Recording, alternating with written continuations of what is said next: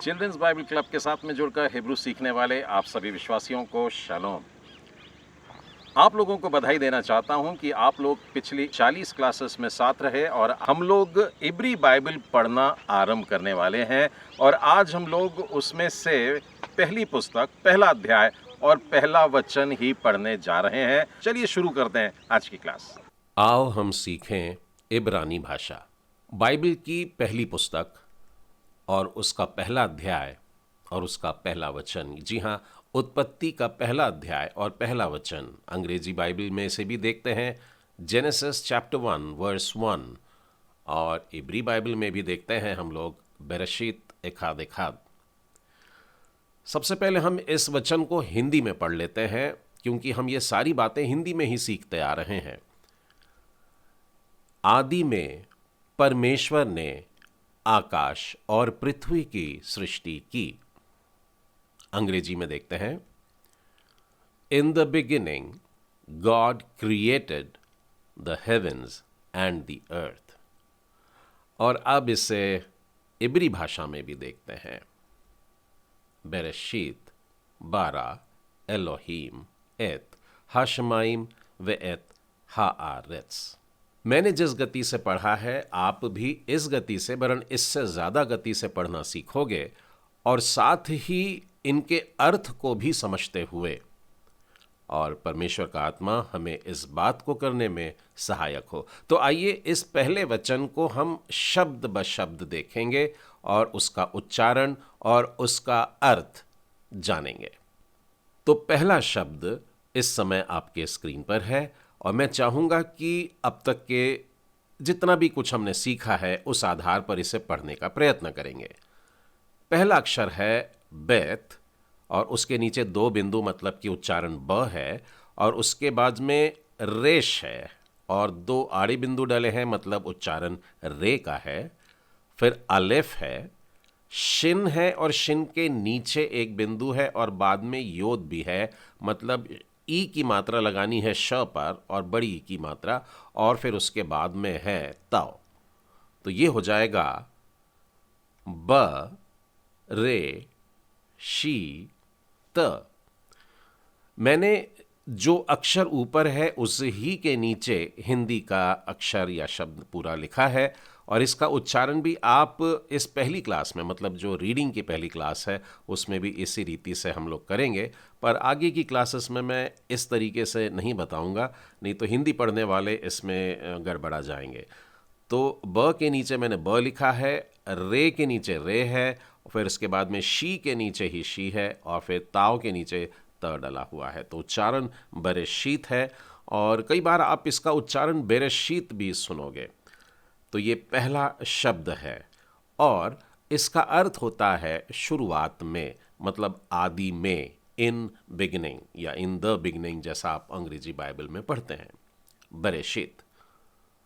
दूसरा शब्द है बेत, उसके नीचे आ की मात्रा, रेश उसके नीचे भी आ की मात्रा और अलेफ। तो इसका उच्चारण हो जाएगा बारा, बा रा अ, बारा। और इसका अर्थ होता है सृष्टि करना या सृष्टि की गई। और यदि आप इब्री में इस शब्द को देखेंगे तो इसमें है कि किसी बात को भर दिया जा रहा है, जो खालीपन था उसमें वहाँ कुछ तो भी नया तैयार हो रहा है।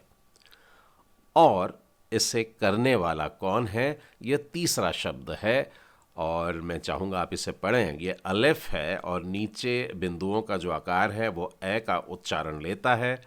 लामेद में बिंदु ऊपर डला है मतलब ये हो जाएगा लो।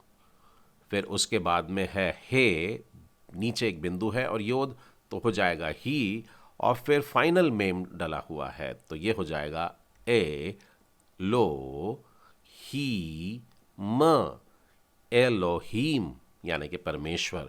तो बेरेशीत बारा एलोहीम मतलब शुरुआत में बनाया परमेश्वर ने। हम लोग हिंदी व्याकरण या अंग्रेजी व्याकरण में इस प्रकार से देखते हैं कि कर्ता पहले आ जाता है यानी किसने काम किया, लेकिन इब्री जो व्याकरण रचना है उसमें आप पाएंगे कि क्रिया पर ध्यान दिया गया है। तो हम देखते हैं कि 12 शब्द पहले आता है और बाद में कर्ता का आता है, मतलब किसने किया, तो बारा एलोहीम यानी क्रिएटेड बाय गॉड, शुरुआत में सृष्टि की गई एलोहीम के द्वारा, और एलोहीम यानी परमेश्वर, परमेश्वर ने, जैसा इस वाक्य की रचना आती है।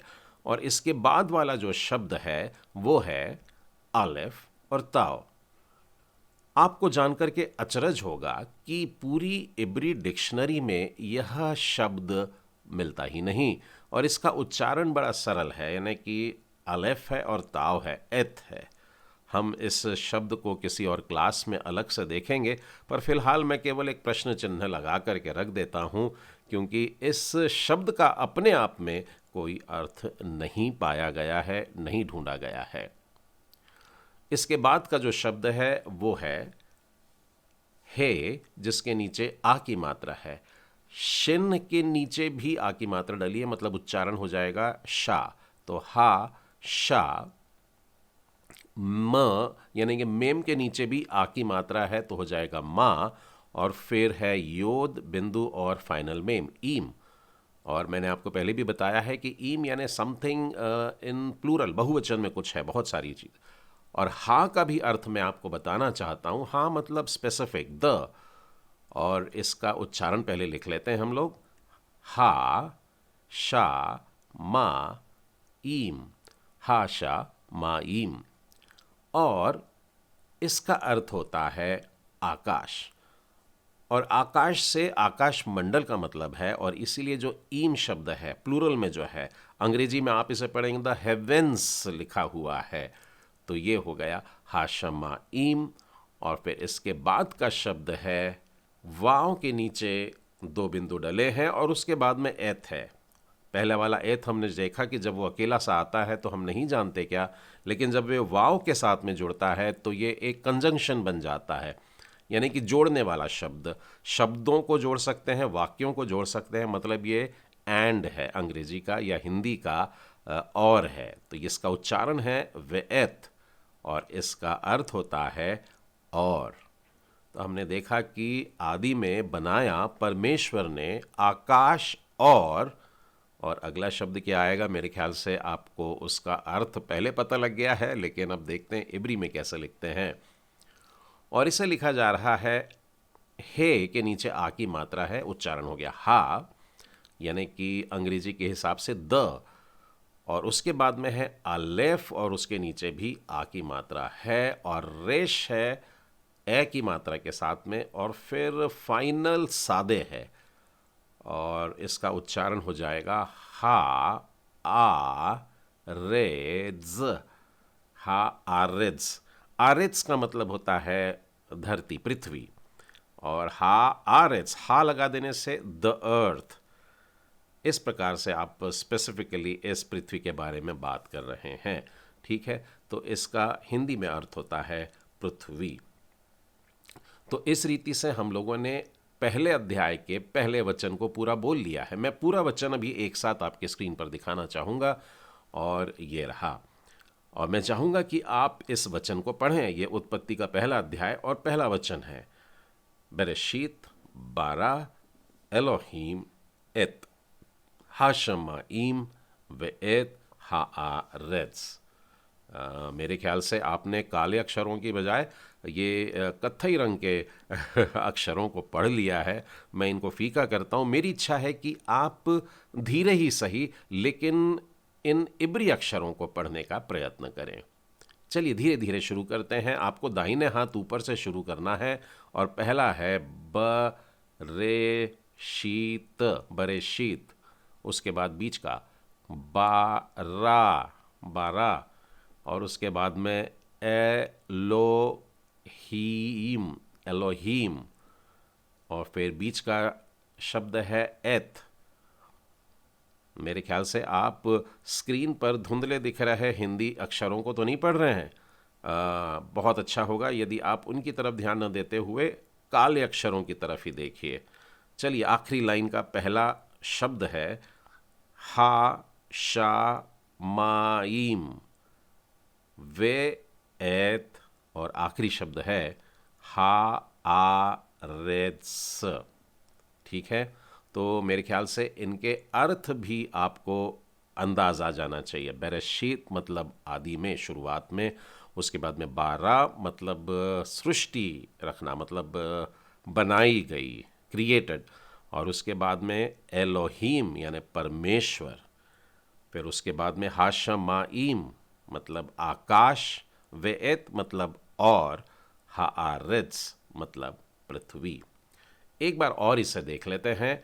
ये लीजिए, मैंने लिख दिया है, अब आप इसे तेजी से पढ़िए। बरेशीत बारा एलोहीम एत हाशमाइम वेएत हारिज। आपने ज़रूर नीले अक्षरों को पढ़ा है। एक बार इसी गति से इब्री पढ़ने का प्रयत्न करिए। चलिए शुरू करते हैं। बरेशीत बारा एलोहीम एत हाशमाइम वेएत हाआरिज। एक बार फिर से हम लोग तीनों भाषाओं में इस वचन को देख लेते हैं। हिंदी में, आदि में परमेश्वर ने आकाश और पृथ्वी की सृष्टि की। अंग्रेजी में देख लेते हैं, in the beginning God created the heavens and the earth. और अब इब्री में लिख रहा हूं और इसीलिए दिशा दाहिने से बाएं की तरफ रहेगी। और ये रहा पहला शब्द। मैं चाहता हूं कि आप इसे पढ़िए अभी। बरेशीत। आपने पढ़ लिया है, बहुत अच्छा। मैं इसे हिंदी में लिख देता हूँ। अगला शब्द लिखता हूँ और मुझे विश्वास है कि आप ईमानदारी से इब्री अक्षरों को ही पढ़ रहे हैं। अगला शब्द है बारा एलोहीम एत हाशमाइम वेएत हाआरित्ज। आपने आज बाइबल के पहले अध्याय के पहले वचन को इब्री भाषा में सीख लिया है। आप सब लोगों को फिर एक बार बधाई देना चाहता हूं कि आप लोगों ने इब्री बाइबल में से पहले वचन को इब्री भाषा में पढ़ना सीख लिया है। इसी के साथ साथ हम लोग आगे बढ़ते जाएंगे और नई नई बातों के साथ में शब्दों के अर्थ को समझते और परमेश्वर वास्तव में उनसे हमें क्या बताना चाहता है, उन सारे रहस्यों को सीखने वाले हैं। फिर एक बार अगली क्लास में मिलेंगे। शालोम।